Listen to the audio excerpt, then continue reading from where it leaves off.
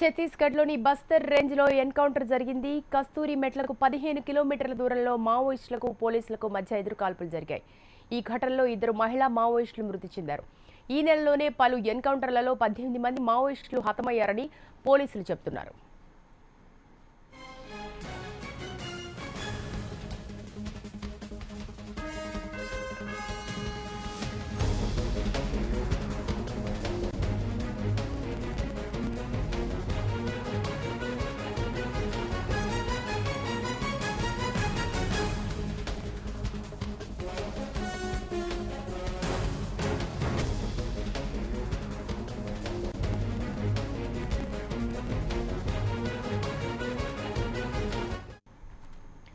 Kalluri IG ప్రస్తుతం telephone లైన్లో సిద్ధంగా ఉన్నారు మనతో మాట్లాడడానికి. నమస్తే సార్. నమస్కారం అండి. ఐజీ గారు, ఈ ఎన్కౌంటర్ ఎక్కడ జరిగింది, అసలు ఎంతమంది పరారయ్యారు, అలాగే చనిపోయిన వారి వివరాలు ఏంటి?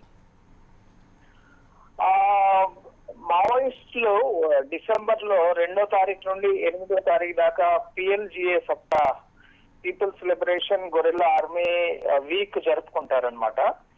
అందుకని మాకు దంతెవాడ, సుక్మా, బీజాపూర్ జిల్లాల్లో ఫోర్స్ బాగా ఆపరేట్ చేసి దాదాపు ఒక 20 మంది దాకా నక్సలైట్లు చనిపోవటం వల్ల నారాయణపూర్ లో మాడ్ ఏరియాలో వీళ్ళందరూ గ్యాదర్ అయ్యి ఏదో మీటింగ్ తీసుకుంటున్నారనే ఇన్ఫర్మేషన్ వచ్చింది. దాన్ని బట్టి నారాయణపూర్ జిల్లాలో కోంబింగ్ ఆపరేషన్స్ మేము మొదలు పెట్టాము. దాదాపు 30-40 కిలోమీటర్లు అబూజ్ మాడ్ ఏరియా లోపలికి వెళ్ళాక మా సెక్యూరిటీ ఫోర్సెస్ గాను మావోయిస్ట్ కంపెనీ నంబర్ 1 దానికి మధ్య మంచి భీషణ పోరాటం జరిగింది.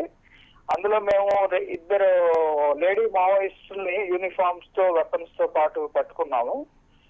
ఎన్కౌంటర్ లో ఒక 2 మేల్ మావోయిస్ట్స్ చనిపోయారు అనమాట. వాళ్ళ బాడీస్ తీసుకొని దాదాపు 60 కిలోమీటర్లు నడుచుకుంటా మా ఫోర్సెస్ ఇప్పుడే క్షేమంగా ఒక కుక్కరాచూర్ క్యాంప్ అని ఒక క్యాంప్ కి చేరినాయి. అందుకే వాటి గురించి డీటెయిల్స్ మేము ఇంకా సేకరిస్తున్నాం. ఓకే ఐజీ గారు, అయితే ఎన్కౌంటర్లన్నీ బూటకం అంటున్నారు, మరి మీరేమంటారు?